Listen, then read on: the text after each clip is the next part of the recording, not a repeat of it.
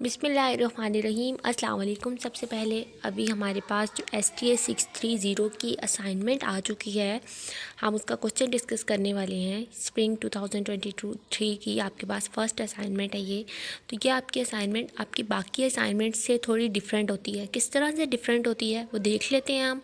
मतलब कि अगर आपके पास जैसे कि अगर आप इससे पहले मैथमेटिक्स के स्टूडेंट हैं या आप किसी और प्रोग्राम के स्टूडेंट्स हैं, तो वहाँ पर आपके पास जो क्वेश्चनिंग आती है वो आप सिंपल एक क्वेश्चन गिवन होता है और आपने उसको आंसर करना होता है।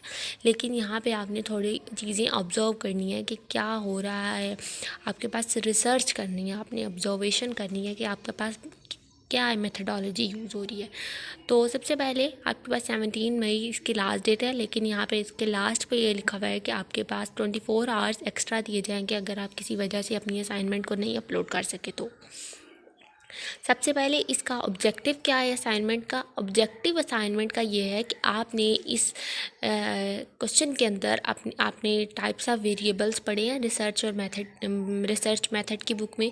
आपने उस वेरिएबल्स की जो टाइप्स पढ़ी हैं, आपके पास एक पैराग्राफ गिवन है, आपने उस पैराग्राफ के अंदर से उस जो टाइप्स गिवन है उनको बताना है कि किस टाइप में कौन सी वाला नेम आता है। जैसे कि यहाँ पे हमारे पास वेरिएबल्स की जो टाइप्स हैं वो हैं basically independent, dependent, moderating and mediating variable, जिसको एक और नेम भी होता है, अभी हम वो चेक करेंगे।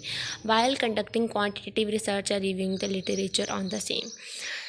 ठीक है, अब आपने इसके अंदर से वेरिएबल्स की टाइप्स बता देनी है। फिर लर्निंग आउटकम्स में भी आपके पास after attempting this assignment should be able to recognise different types of variables while conducting quantitative review. वही बात लिखी हुई है। ये सिंपल आपके पास ऑब्जेक्टिव क्या है असाइनमेंट का कि आपने इसके अंदर से 4 चीज़ें बतानी है। अब आपके पास इसके बाद एक पैराग्राफ गिवन है, आपने इस पैराग्राफ के अंदर से बताना है कि आपके पास डिपेंडेंट, इंडिपेंडेंट, मॉडरेटिंग और मीडिएटिंग वेरिएबल्स कौन से हैं। सिंपल आपने अपने क्वेश्चन का आंसर जो है वो with the help of variables देना है। तो सबसे पहले हम इसके वेरिएबल्स में देख लेते हैं कि हमारे पास वेरिएबल क्या होता है, इंडिपेंडेंट, डिपेंडेंट, मॉडरेटिंग किसको कहते हैं। सबसे पहले हम इसकी डेफिनेशन की तरफ चलते हैं।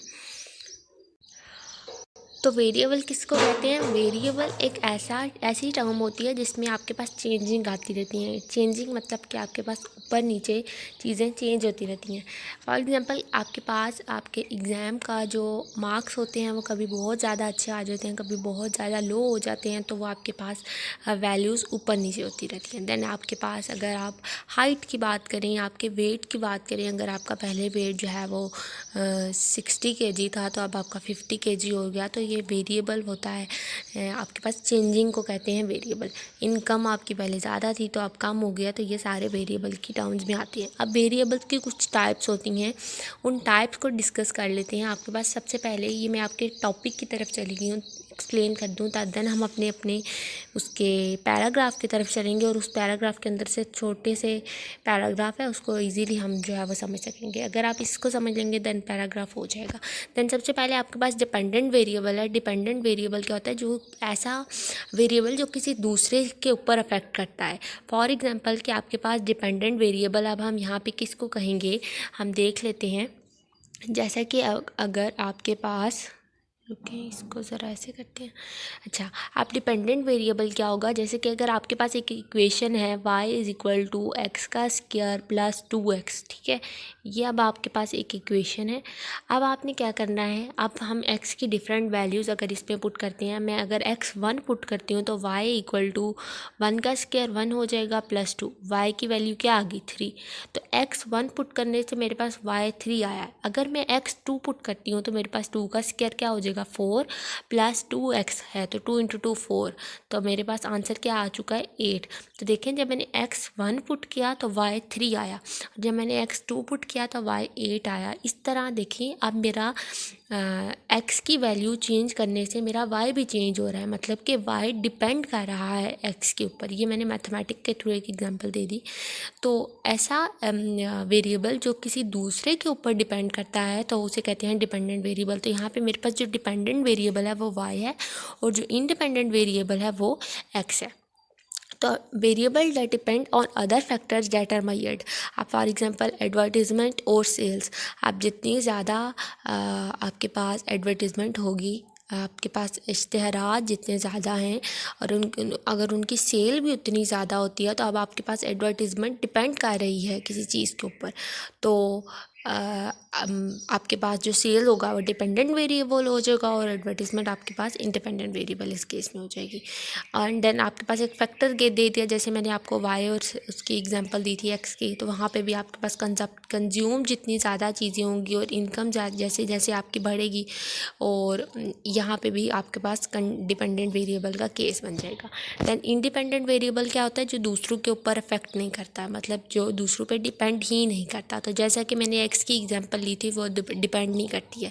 यहाँ पर जैसे आपके पास प्राइस और डिमांड की है, तो अगर आपके पास अगर आप किसी चीज़ की प्राइस जितनी ज़्यादा बढ़ा देंगे, आपकी डिमांड कम होती जाएगी, तो डिमांड कम होने से आपकी चीज़ें थोड़ी बिकेंगी, सामान आपका उधर ही पड़ा रहेगा, तो आपके पास एक इंडिपेंडेंट वेरिएबल वो बन जाएगा।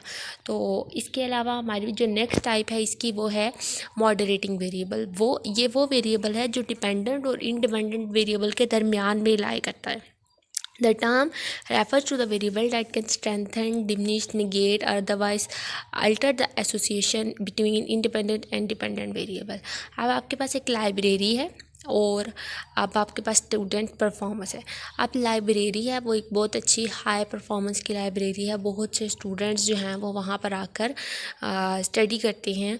तो अब जैसे जैसे डिमांड बढ़ती जाएगी, अब आपके पास एक ऐसा टाइम भी आएगा जहाँ पर स्टूडेंट्स लाइब्रेरी में आना मॉडरेट वैल्यू हो जाएगी उसकी, तो उसे हम कहेंगे moderating variable.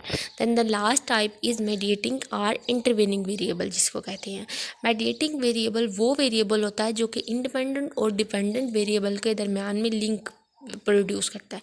Work force diversity की उन्होंने एग्जांपल ली है और ऑर्गेनाइजेशनल इफेक्टिवनेस की, मतलब कि आपके पास एक डाइवर्सिटी है और वहाँ पर आपके पास एक टीम वर्क हो रहा है, एंड देन अब ऑर्गेनाइजेशन पे अगर आप वहाँ पे बहुत ज़्यादा अच्छे तरीके से टीम वर्क हो रहा है तो ऑर्गेनाइजेशन पे बहुत अच्छा इफेक्ट पड़ेगा, और अगर वहाँ पे टीम वर्क जो है वो थोड़ा नॉर्मल है तो आपके पास ऑर्गेनाइजेशन पे जो इफेक्ट है और उसका रेट जो है वो बहुत कम हो जाएगा।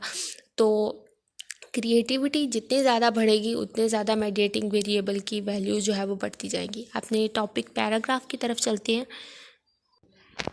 अब पैराग्राफ में उन्होंने क्या कहा हुआ है, सिंपल एक दफ़ा रीड आउट कर लेते हैं, देन मैं आपको साथ साथ डिपेंडेंट इंडिपेंडेंट सारे वेरिएबल्स बताती होंगी। Global climate is changing rapidly due to human activities. अब आपका जो क्लाइमेट है, आबो हवा है, वो इंसानी एक्टिविटीज़ की वजह से चेंज हो रही है। और इंसान कौन सी सरगर्मियाँ एक्टिविटीज़ कर रहे हैं, वो फोसल फ्यूल्स को बर्न कर रहे हैं, डिफॉरेस्टेशंस कर रहे हैं, इंडस्ट्रियल एक्टिविटीज़ कर रहे हैं। जब आप इतना ज़्यादा गंद प्रोड्यूस कर रहे हैं तो आपका आबो हवा भी चेंज होगी, गंदगी हो जाएगी आबो हवा में। देन अब ये इन सब की वजह से क्या हो रहा है, टेम्परेचर जो है वो इंक्रीज़ हो रहा है, extreme weather condition and other ecological imbalances हो रहे हैं। Such human activities have adversely accelerated the global climate. अब इसी की वजह से क्लाइमेट में चेंजिंग आ रही है। अब यहाँ से ही आप देख सकते हैं कि इंसान ह्यूमन एक्टिविटीज़ करने की वजह से ग्लोबल क्लाइमेट चेंज हो रहा है। तो क्लाइमेट का चेंज होना, अब हम किसी चीज़ के ऊपर डिपेंड या इंडिपेंडेंट वाली एक्टिविटी आप यहाँ से इन दो लाइनों से ढूंढ सकते हैं। आप ढूंढें, तब तक मैं अपना नेक्स्ट देखती हूँ। As a result of human activities the amount of greenhouse gases emitted into atmosphere. इन एक्टिविटीज़ की वजह से आपके पास क्या होता है, ग्रीन हाउस गैसेज जो हैं वो बहुत ज़्यादा अमाउंट में एटमॉस्फेयर में स्प्रेड हो रही हैं। Trap heat and cause are temperature to rise if ultimately adversely impact climate change more over as countries develop economically. यहाँ तक तो आपके पास इंडिपेंडेंट और डिपेंडेंट वेरिएबल आपको इजीली मिल जाएगा। नेक्स्ट क्या कह रहे हैं, more over as countries develop economically they often increase their energy consumption which can lead to higher greenhouse gases emission which can also adversely impact climate change। अब जो economical countries हैं, जो बहुत डेवलप कंट्रीज़ हैं, तरक्की याफ्ता जो मुल्क हैं, वहाँ पे क्या हो रहा है कि वहाँ पे एनर्जी कंजम्पशन, बहुत ज़्यादा एनर्जी के यूज़ की वजह से भी ग्रीन हाउस गैसेस की एमिशन हो रही है और क्लाइमेट का चेंज आ रहा है। This economic development can also play a role in relationship between global climate and human activities. Nevertheless economic development can also lead to adoption of cleaner technologies and more sustainable practices। Technological advancement can change the strength of original. अब आपके पास जो next मैंने paragraph पढ़ा, more over as countries develop economically से लेकर next अब यहाँ तक human activities, global climate and human activities तक, यहाँ तक आपके पास अपना नेक्स्ट वेरिएबल इजीली आप फाइंड आउट कर सकती हैं। देन जो लास्ट वेरिएबल है वो आपके पास लास्ट 2 लाइन्स में आ जाता है। अब आप देखें ह्यूमन एक्टिविटीज़ और जो आपके पास क्लाइमेट, ग्लोबल क्लाइमेट था, अब इन दोनों के दरमियान में क्या रिलेशन है कि क्लाइमेट चेंज हो रहा है तो इंसान के क्लाइमेट चेंज हो रहा है। फॉर एग्जांपल बहुत ज़्यादा फॉसिल फ्यूल्स हो रहे हैं तो आपके पास आपके अब टेम्परेचर बहुत ज़्यादा राइज़ हो जाएगा और हम कहेंगे कि गर्मी हो गई है। तो क्लाइमेट के चेंज होने की वजह से इंसान के लाइफ पे भी जो है वो असर पड़ रहा है। तो इंसान ह्यूमन जो है वो किसके ऊपर डिपेंड कर रहे हैं, क्लाइमेट के ऊपर डिपेंड कर रहे हैं। तो इट्स मीन कि आपके पास जो क्लाइमेट है वो यहाँ पर एक डिपेंडेंट वेरिएबल है और जो आपके पास ह्यूमन एक्टिविटीज़ हैं वो एक इंडिपेंडेंट वेरिएबल है। डिपेंडेंट और इंडिपेंडेंट की डेफिनेशन इसीलिए सबसे पहले पढ़ी। देन नेक्स्ट हमारे पास जो मॉडरेटिंग वेरिएबल है, जो हमारे जो उन दोनों के दरमियान में लिंक प्रोड्यूस करता है इंडिपेंडेंट और डिपेंडेंट के दरमियान में, वो आपके पास क्या बनता है। हमने यहाँ पे देखा था countries develop economically, energy consumption हो रही है इकनॉमिक डेवलपमेंट की वजह से। तो इकनॉमिक जो डेवलपमेंट हो रही है उसकी वजह से आपके पास जो दोनों के दरमियान में लिंक प्रोड्यूस हो रहा है। देखें यहाँ पर अगर आप देखें आपके पास economic development can also play a role in human activities and global climate. तो आपके पूरे पैराग्राफ के अंदर आगे ही आंसर मौजूद है। तो इकनॉमिक डेवलपमेंट आपके पास एक मॉडरेटिंग वेरिएबल हो गया। Then the last one variable हम यहाँ पे ये भी कह सकते हैं कि आपके पास लास्ट पे जो लास्ट वेरिएबल था मीडिएटिंग वेरिएबल वो नहीं भी है यहाँ पे। वो यहाँ पे क्यों नहीं है, क्योंकि क्लाइमेट चेंज हो रहा है, कभी बहुत ज़्यादा टेम्परेचर राइज हो जाता है, कभी बहुत कम हो जाता है। तो क्लाइमेट चेंज हो रहा है तो हम यहाँ पे ये भी कह सकते हैं कि यहाँ पे नो मीडिएटिंग वेरिएबल है। और इसकी एक और मेन रीज़न है, वो भी देख लेते हैं। एक रीज़न तो यही है कि आपके पास क्लाइमेट और उसके अंदर रिलेशनशिप आ रहा है और वो दोनों के को अफेक्ट कर रहा है। लेकिन अगर आप एडवांस टेक्नोलॉजी की बात कर लें तो उन्होंने कहा है कि स्ट्रेंथ, इन दोनों के रिलेशनशिप में जो है वो स्ट्रेंथ, मजबूती आ रही है। ग्लोबल क्लाइमेट, जैसे जैसे क्लाइमेट चेंज होता है वैसे वैसे इंसान उससे फ़ायदा भी उठाते हैं। तो ये आपके पास एक टेक्नोलॉजिकल एडवांसमेंट आपके पास एक मीडिएटिंग वेरिएबल बन सकता है। अगर आप चाहें तो टेक्नोलॉजिकल एडवांसमेंट लिख लें, नहीं तो आप कह सकते हैं कि नो मीडिएटिंग वेरिएबल। इस सिनेरियो में हमारे पास कोई भी मीडिएटिंग वेरिएबल नहीं होगा। अब आपके पास being a student of research methodology you require to identify the independent dependent variable form topic number 6।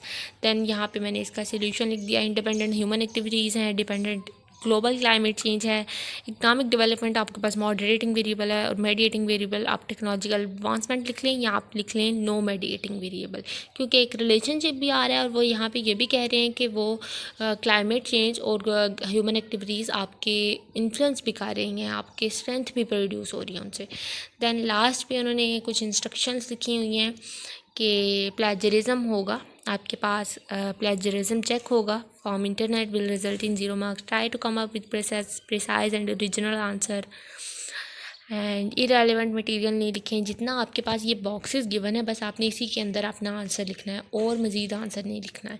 Then any submission made via email after the due date will not be accepted. Font style आपने Times New Roman और Arial use करना है और font size आपका 12 होना चाहिए।